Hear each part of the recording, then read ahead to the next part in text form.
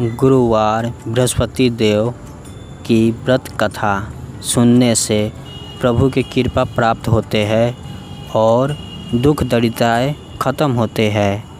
प्रभु श्री राम जी के आशीर्वाद प्राप्त होते हैं। जय श्री राम, जय गुरु बृहस्पति देव की जय।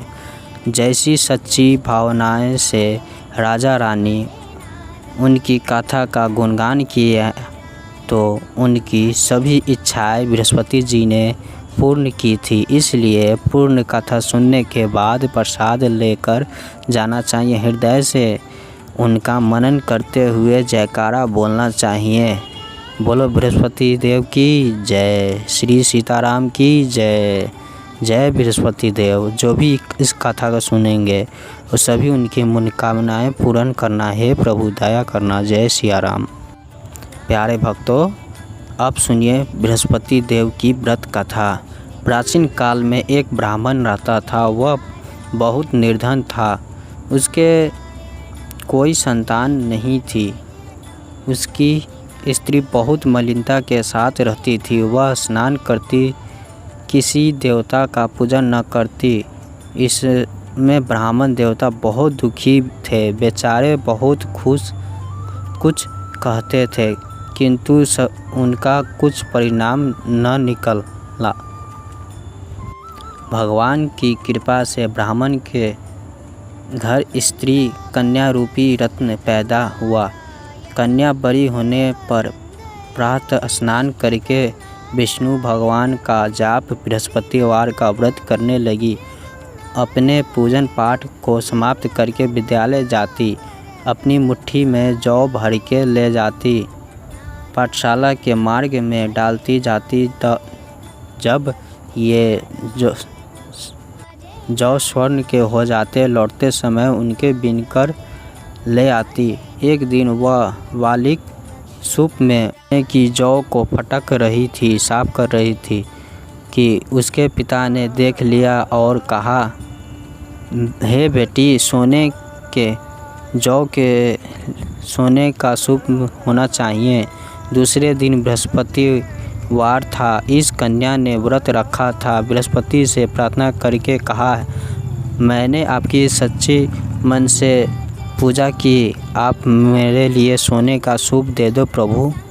बृहस्पति ने उनकी प्रार्थना स्वीकार कर ली। रोजाना की तरह वह कन्या जौ फैलाती हुई जाने लगी। लौटकर जौ बीनकर तो बृहस्पति जी की कृपा से सोने का सूप मिला।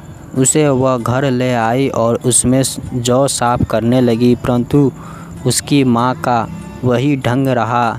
एक दिन की बात है कि वह कन्या सोने की सूप में जौ साफ कर रही थी। उस समय उस शहर का राजा पुत्र वहाँ से होकर निकला। इस कन्या के रूप और कार्य को देखकर मोहित हो गया तथा अपने घर आकर भोजन तथा जल त्याग कर उदास होकर लेट गया। राजा को इस बात का पता लगा तो अपने प्रधानमंत्री के साथ उसके पास गया और बोले, हे बेटा, तुम्हें किस बात का कष्ट है? किसी ने अपमान किया है अथवा और कारण हो सो कहो। मैं वही कार्य करूँगा जिससे तुम्हें प्रसन्नता हो। अपने पिता की राजकुमार ने बातें सुनी तो वह बोला, मुझे आपकी कृपा से किसी बात का दुख नहीं। किसी ने मेरी अपमान नहीं किया, परंतु मैं उस लड़की से विवाह करना चाहता हूँ जो सोने के सूप में जौ साफ कर रही थी। यह सुनकर राजा को आश्चर्य पर और बोला, हे बेटा, इस तरह की कन्या का पता तू ही लगाओ। मैं उसके साथ तेरा विवाह अवश्य ही करा दूंगा। राजकुमार ने उस लड़की के घर का पता लगाया। तब मंत्री उस लड़की के घर आ गया और ब्राह्मण देवता को सभी हाल बताया। ब्राह्मण देवता राजकुमार के साथ अपनी कन्या की विवाह करने लिए तैयार हो गए तथा विधि विधान के अनुसार ब्राह्मण की कन्या का विवाह राजकुमार के साथ हो गया। कन्या के घर से जाते ही पहले की भांति उस ब्राह्मण देवता के घर में गरीबी का निवास हो गया। अब भोजन के लिए भी अन्न बड़ी मुश्किल से मिलता था। एक दिन दुखी होकर ब्राह्मण देवता अपनी पुत्री के पास गए। बेटे ने पिता की दुख अथवा को देखकर और अपनी माँ का हाल पूछा। तब ब्राह्मण ने सभी हाल कहा। कन्या ने बहुत सा धन माँ का हाल पूछा। तब ब्राह्मण ने सभी बहुत सा धन देकर अपने पिता को विदा कर दिया। इस तरह ब्राह्मण का कुछ समय सुखपूर्वक व्यतीत हुआ।